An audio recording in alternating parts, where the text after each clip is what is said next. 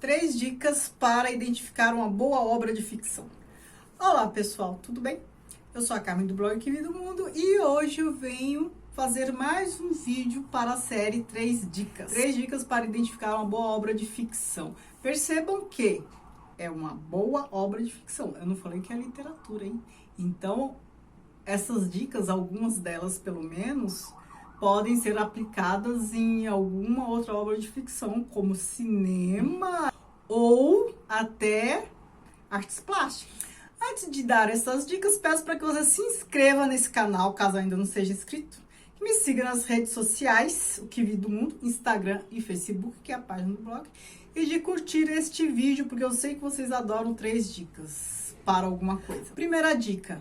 Ser índice de uma época. Isso significa que uma boa obra de ficção obrigatoriamente tenha que ser índice de uma época? Não, não é obrigatório. Não é obrigatório, por quê? Porque, a depender da obra, entram em jogo outras características. Mesmo porque, até mesmo aqui neste vídeo, uma outra dica, ela é um pouco conflitante com essa. Então, é impossível uma obra apresentar uma característica, ser índice de uma época, e apresentar outra característica que eu vou pontuar. Seriam características autoexcludentes. Então, uma obra que é um bom índice de uma época, normalmente são obras históricas, que nos ajudam a entender o contexto sócio-histórico, que muito provavelmente hoje já não faz sentido, né? A gente está numa outra realidade, mas aquela obra nos apresenta uma síntese, um indicador daquele momento em questão. E este termo, índice de uma época, não é um termo meu. Esse termo eu extraí do Antônio Cândido no livro Formação da Literatura Brasileira. Eu gostei bastante, principalmente para a gente defender obras que hoje em dia são muito demonizadas. A gente comete anacronismo quando faz isso. A gente analisa uma obra passada com nossos valores, com a nossa concepção da contemporaneidade e começa a valorar algo que foi feito em outro momento histórico, com outros valores, outros tudo. Isso é anacronismo. O anacronismo é inevitável, em alguma medida sim, mas a gente tem que fazer um esforço, porque senão a gente se torna até arrogante. Um bom exemplo é Casa Grande Senzala. A gente tem uma playlist aqui sobre isso. Então, assim, o Gilberto Freire, ele romanceou uma visão romântica sobre escravidão, não sei o quê, ok. Mas naquela época faziam isso. A gente está ali numa situação, num contexto político também, em que isso era exigido. Um outro exemplo, Frankenstein, da Mary Shelley. É índice de uma época por quê? Por várias razões. Ela faz uma espécie de alerta à falta de controle sobre a ciência, que a ciência pode nos controlar, todas essas descobertas e tal. Então, o uso indevido da ciência, e ali também há outros aspectos que identificam essa obra como índice de uma época. Por quê? Porque ali a gente tem o surgimento da eletricidade, que foi naquele momento ali, final do século XIX. A gente está no momento em que havia um culto ao satanismo, embora o Frankenstein não seja um satã, mas é uma coisa meio do além, né? Então, assim, tem todo um clima, não se esqueçam, Edgar Allan Poe, o Médico Monstro, aquelas coisas que fogem do controle, esses monstros que nos habitam, que são internos a nós, externos a nós, essa falta de controle da tecnologia e o surgimento ali do subconsciente. Então, é o clima daquele momento. A gente está num contexto de revolução industrial, de muita exploração de recursos da natureza. Então, assim, é um alerta. Olha que o excesso de exploração, esse afã pela tecnologia, por descobertas científicas, pode gerar um descontrole que depois o homem não vai dar conta, né? Então, este é um outro exemplo. Um outro exemplo de obra, índice de sua época, o Cortiço.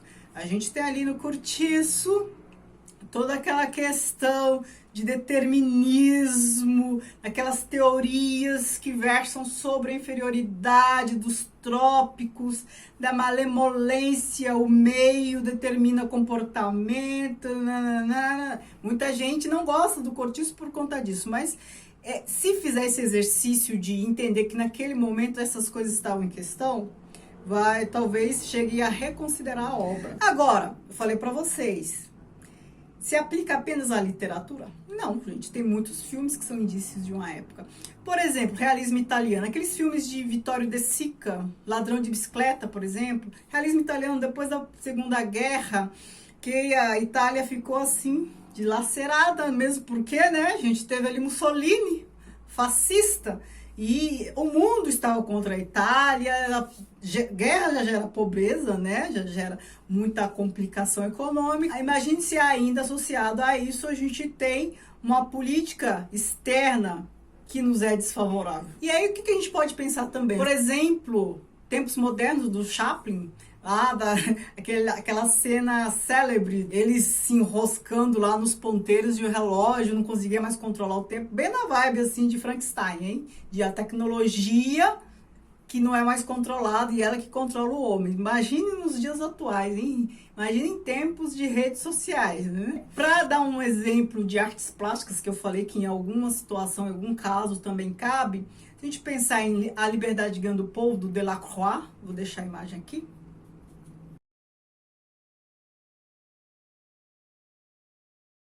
É um quadro que representa um momento histórico muito importante, não só para a França, não só para a Europa, mas para o mundo. Ele representou ali a Revolução de 1830, na França. Então, assim, aconteceu na França? Sim, mas foi determinante para a Europa, para o mundo, que a gente está ali na Revolução Burguesa, né? Burguesia ali já tomando espaço político também, porque o econômico e o social ela já havia tomado.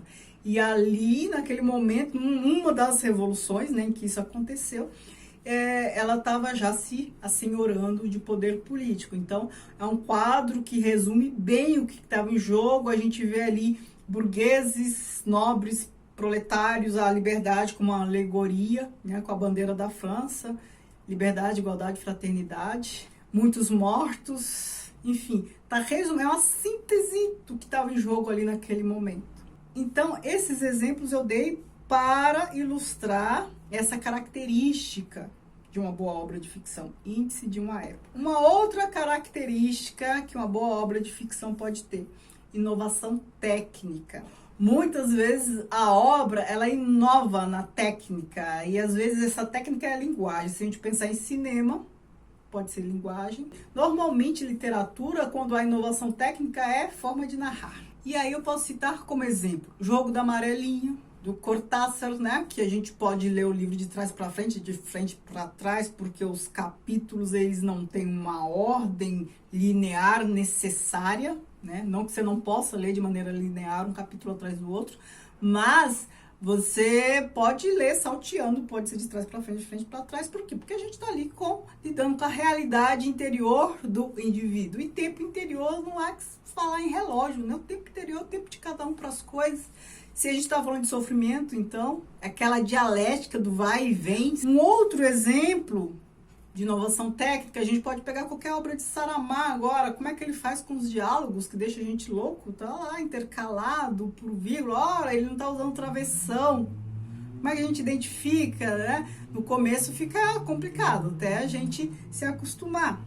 Um outro exemplo, O Som e a Fúria, do Faulkner, né? Então a gente tem ali focos narrativos, uma pessoa com deficiência narrando a história no fluxo de consciência que a gente não entende nada, depois um outro foco narrativo. Quando a gente fala em inovação técnica para filme, a gente pode pensar em linguagem, a gente pode pensar em edição, a gente pode pensar num monte de coisas. Um filme que eu assisti há muito tempo, eu nem sei de quando que ele é, mas eu assisti há muito tempo, se chama Amnésia. É um filme que traz uma inovação de edição que eu achei assim espetacular. A história é de um cara que ele sofreu um acidente, eu não sei se foi vítima de assalto e tal, eu acho que foi isso, a esposa foi assassinada, ele foi golpeado, e aí ele ficou com uma amnésia diferente. De repente ele tinha um lapso e esquecia, sei lá, o que tinha acontecido nos últimos 5 minutos. Então ele estava conversando com a pessoa e a conversa evoluía e tal, daí a pouco, quem é você? No enredo todo, o que ele tinha que fazer? Ele queria descobrir quem tinha assassinado a esposa, ele queria ir atrás, enfim, ele queria justiça. Só que com esse lapso de memória, como é que ele ia atrás? E a edição desse filme, ela tentou acompanhar a amnésia do personagem. Ou seja, eu não lembro de muita coisa, mas é um filme que eu preciso rever, mas a montagem desse filme é uma coisa assim muito bacana, porque a amnésia dele, a gente começou a sentir a agonia da amnésia por conta da montagem que fizeram do filme. Eu recomendo esse filme para vocês perceberem o valor da edição. E a montagem de edição. Outro filme recente que, sei lá, concorreu ao Oscar, sei lá, no passado, no outro ano, 1917. A história acontece durante a Segunda Guerra. Um cara tem que ir até o outro acampamento lá dos soldados para levar uma decisão do capitão que era para abortar um ataque, não sei o que, não sei o que. A coisa é simples, mas o que é legal? É que parece um videogame. Sabe aqueles videogame que o cara pega, você tem que correr, aí desvia de bomba e vai. Ali não foi uma questão de edição, foi uma questão de filmagem mesmo, de linguagem cinematográfica. Um exemplo em artes plásticas, de inovação técnica, a gente pode pegar Da Vinci com esfumato, a Mona Lisa, né? Ela é famosa por conta dessa técnica. Uma das questões é isso, né? O esfumato do Da Vinci, você percebe, ela tá rindo sem abrir a boca. Pra época, isso era uma inovação. O outro detalhe é o olho dela, que parece que te acompanha para onde você tá indo. Então, assim, o Da Vinci, ele usou recursos que até então não eram utilizados, né? Eu não tô nem falando de ponto de fuga, hein? De ponto de fuga, muitos florentinos usavam, né? Mas o Da Vinci, a técnica do Da Vinci é esfumato. Terceira dica, atemporalidade. Aquelas obras que são atemporais, universais. Talvez essa seja uma das características mais importantes. Aquelas obras que dizem respeito a todos, porque elas estão tratando da condição humana. A condição humana sempre vai dizer respeito a todo mundo. Então, a gente pode pensar numa obra, pensando em literatura, Dom Casmurro, por exemplo. Ora, a gente está falando ali de ciúme, a gente tá falando de desconfiança, de fidelidade e tal. São emoções humanas, né? Enquanto existe ser humano, vai existir essa questão, esses conflitos, essas desconfianças, essas coisas todas. Então, uma obra sobre ciúme é uma obra atemporal. Ensaio sobre cegueira, né? Uma outra obra, citando novamente Saramago. Por que que é atemporal? Ora, porque está lidando com um aspecto da condição humana. Ali tem uma reflexão filosófica. Ora, e se de repente todo mundo parar de enxergar, né? Quais são os valores que vão continuar? Se você soubesse que ninguém está olhando, você continuaria a fazer as coisas que você faz? É um questionamento aí interessante que a obra nos suscita, né? E sempre vai nos suscitar. É um questionamento que serve para qualquer sociedade, qualquer grupo, em qualquer momento histórico. Né? A gente pode estar falando lá desde o Homem da Pedra até o Homem Contemporâneo. Um outro livro, A Peste, eu até fiz um vídeo, A Peste de Camus, fiz um vídeo, sei lá, em 2017, depois com pandemia, muita gente tá assistindo este vídeo hoje, comentando e tal. Porque ele tá lidando com a peste, ele tá lidando ali com a alegoria. A peste são aqueles ratos, os bichinhos da obra, do livro. Não necessariamente, há ratos morais também, né? Não biológicos, há ratos morais. O fascismo lida muito com isso, com pessoas que estão doidas para saírem da obscuridade. Então a obra lida com emoções humanas, né? A Peste. E qualquer obra que lide com emoções humanas e que trate isso de uma maneira muito bem, ela vai ser atemporal. Pensando em filme, aquele filme Metrópolis do Fritz Lang, já nem lembro. É um filme mudo, hein? Tava ali apontando a questão da diferença social, da exploração do rico do trabalho, né? Bem, assim, um viés bem marxista mesmo. Exploração dos ricos que ficam lá no mundo das luzes, no mundo maravilhoso, e os pobres lá no submundo, em condições desumanas e tal. É um filme também atual, porque sempre vai ter isso, né? Infelizmente, sempre vai ter isso. Sempre vai ter o explorador explorado. Um outro filme atemporal, que é um dos filmes da minha vida, belíssimo, é Morangos Silvestres, do Bergman, em que ele apresenta um professor super conceituado, já velho, e vai receber um prêmio, mas ele precisa se analisar. Então, assim, durante a viagem, para ele receber o prêmio, ele faz uma egotrip, ele analisa, ele se dedicou muito à vida acadêmica, mas ele deixou de lado muitas coisas. Ele faz aquela avaliação que é muito comum quando a pessoa já está bem velha, né? Ela começa a analisar, fazer uma retrospectiva da vida e começa a se questionar o que valeu a pena afinal, se ela não poderia ter feito de outra forma, se o que ela fez valeu realmente a pena. Aqueles questionamentos muito comuns, né, a pessoas sensíveis, é claro, quando estão na terceira idade. Bom, poderia citar muitas outras obras, muitas outras coisas, mas citei apenas essas obras. É só para exemplificar, só para vocês perceberem 3 aspectos que boas obras apresentam. Os 2 que eu falei, que são autoexcludentes, são bom índice de uma época, e a temporalidade, porque o que é atemporal, ele vai estar sempre atual. E o índice de uma época não, ele teve valor ali para representar uma época. Então, hoje ele tem um valor que é histórico. Ele não contempla a realidade atual, que é outra, mas serve para nos fazer entender uma realidade de um momento longínquo. O atemporal não, ele está sempre atual, né? E o outro é a inovação técnica, que esse é fácil de entender também, que é a inovação de método, de técnica, de modus operandi, de linguagem, de várias coisas aí do que estiver em jogo. Me digam aqui outros aspectos que vocês consideram relevantes em boas obras de ficção, né? Características que estão presentes em várias obras, né? Lembrando que não quer dizer que todas as obras boas têm que apresentar essas características, mas muitas obras boas apresentam uma característica, 2 dessas características ou mais, enfim, são características que são comuns estarem presentes em boas obras de ficção.